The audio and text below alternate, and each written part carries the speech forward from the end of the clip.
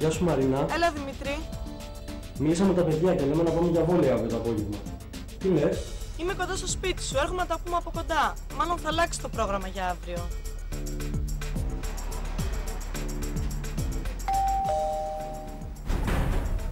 Γεια. Γεια. Γιατί να μην πάμε για βόλεϊ αύριο? Δεν άκουσες τον καιρό, θα ρίχνει καρεκλοπόδαρα. Καλά πλάκα μου κάνεις, αφού έχει ήλιο σήμερα. Είπανε στο δελτίο καιρού ότι θα έχει ακραία καιρικά φαινόμενα. Καλά, θα δούμε. Θα πιεις κάτι? Πάμε για καφέ. Έχω μια καλύτερη ιδέα. Μπαίνουμε στο ίντερνετ να δούμε για τον καιρό. Βρε εσύ, πώς άλλαξε το κλίμα, δεν ξέρω πια πώς να ντυθώ. Καλά, αυτό σκέφτεσαι. Εδώ υπάρχουν πιο σοβαρά προβλήματα. Δεν είδες τι γίνεται με τις πλημμύρες? Δεν ξέρεις τι με μπερδεύει. Απ' τη μία μιλάνε για λειψιδρία και ότι θα πούμε το νερό νεράκι, και απ' την άλλη πνιγόμαστε στο νερό. Έλα, μην πνίγεσαι σε μια κουταλιά νερό. Λοιπόν, θέλεις να ανακαλύψουμε τι συμβαίνει? Κοίτα, βαριέμαι λίγο. Σου το υπόσχομαι ότι δεν θα βαρεθείς. Να, θα ψάξουμε να βρούμε στοιχεία στο ίντερνετ που είναι γρήγορο και διασκεδαστικό. Οκ, πάμε. Πάμε. Να ξεκαθαρίσουμε τι ψάχνουμε. Σωστά. Λοιπόν... Τι αλλαγές έχει το κλίμα? Γιατί έχουμε αυτές τις αλλαγές? Μόνο στις μέρες μας έχουμε κλιματολογικές αλλαγές. Μήπως θέλει το φαινόμενο του θερμοκηπίου? Τι προβλήματα θα φέρει η λειψιδρία? Μήπως ερημοποίηση? Τι είναι η ερημοποίηση? Κινδυνεύει η Ελλάδα? Πού χάθηκε όλο το νερό της γης? Χάθηκε ή κάνει κύκλο? Δηλαδή, όλες μας οι ερωτήσεις στρέφονται γύρω από το νερό. Έχουμε να δούμε για τις κλιματολογικές αλλαγές, για τη λειψιδρία και την ερημοποίηση. Και για τον κύκλο του νερού. Ωραία. Ξεκινάμε.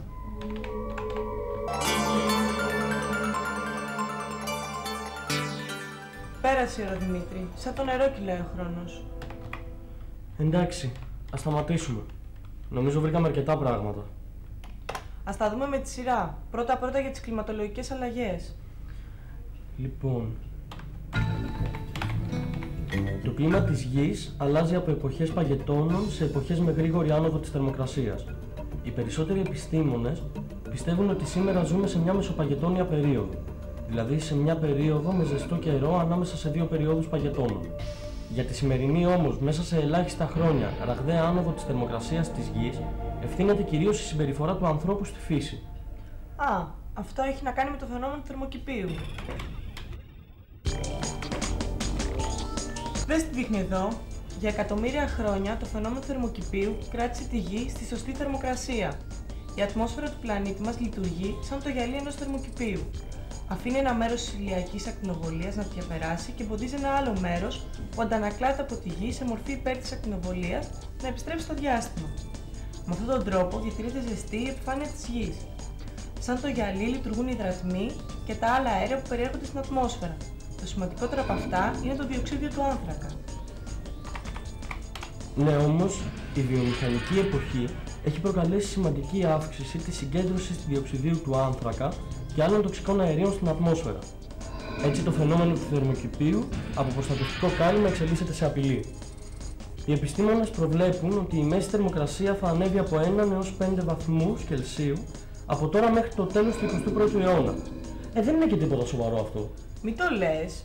Οι συνέπειες αυτής της ανώ θα είναι καταστροφικές. Παγόβουνα θα λιώσουν. Η στάθμη της θάλασσας θα ανέβει κατά 25 έως 95 εκατοστά, πλημμυρίζοντας και εξαφανίζοντας κάποια νησιά και παραθαλάσσιες περιοχές. Τα ακραία καιρικά φαινόμενα θα γίνουν πιο έντονα.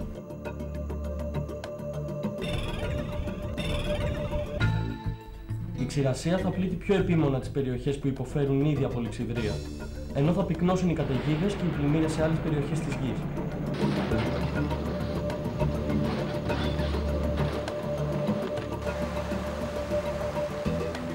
Αυτό σημαίνει ότι θα έχουμε περιόδους πείνας, καταστροφή φυτών και θανάτους ζώων στις ξηρές ζώνες του πλανήτη, που θα γίνονται όλο και περισσότερες, και εξάπλωση των υγρών περιοχών με συνέπεια τον πολλαπλασιασμό των κουνουπιών και άλλων εντόμων που μεταφέρουν ασθένειες. Η αύξηση της θερμοκρασίας δημιουργεί όλο και περισσότερες ερήμους στη γη. Ταυτόχρονα, η αύξηση του πληθυσμού, η απογύμνωση των δασών και η εξάντληση των υδάτινων πόρων για τις ολοένα αυξανόμενες καλλιέργειες απειλεί με ερημοποίηση μεγάλες περιοχές της άλλοτε εύκρατης ζώνης της γης.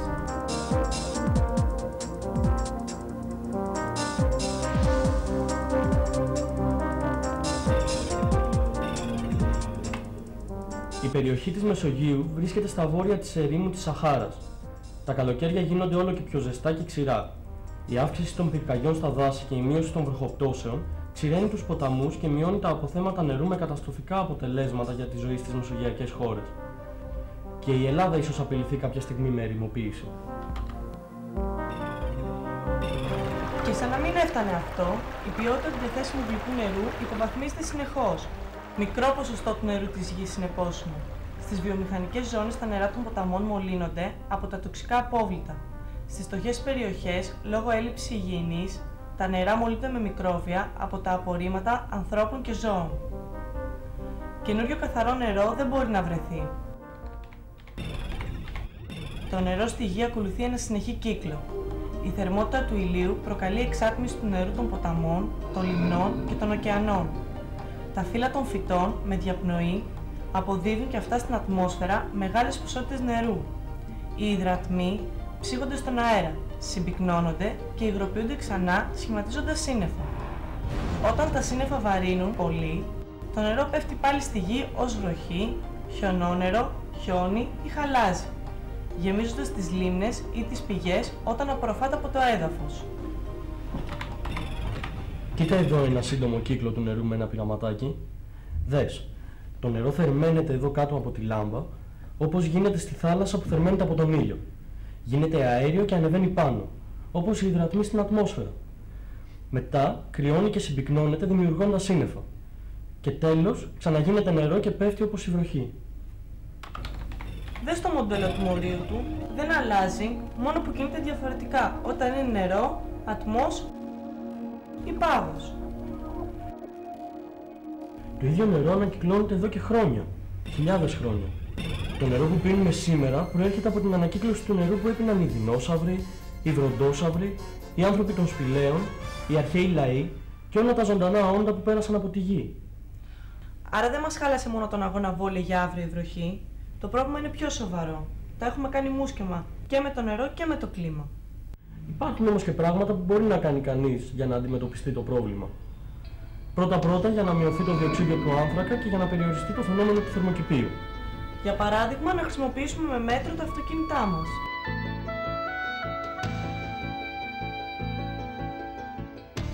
Να αντικαταστήσουμε τις λάμπες του σπιτιού με λάμπες που εξοικονομούν ενέργεια.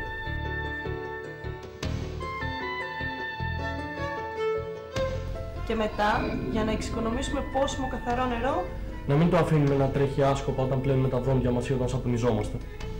να αντικαταστήσουμε τα παλιά καζανάκια ή τα τηλέφωνα του ντους με καινούρια που εξοικονομούν νερό. Να επιδιορθώνουμε τις βρύσες που στάζουν.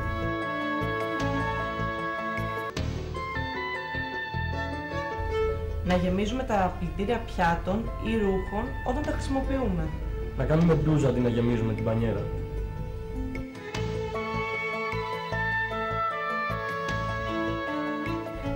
Όσο μικρά και εύκολα και αν φαίνονται αυτά, δεν είναι μια τρύπα στο νερό. Μπορούμε όλοι μαζί να βοηθήσουμε να μην μεγαλώσει το πρόβλημα.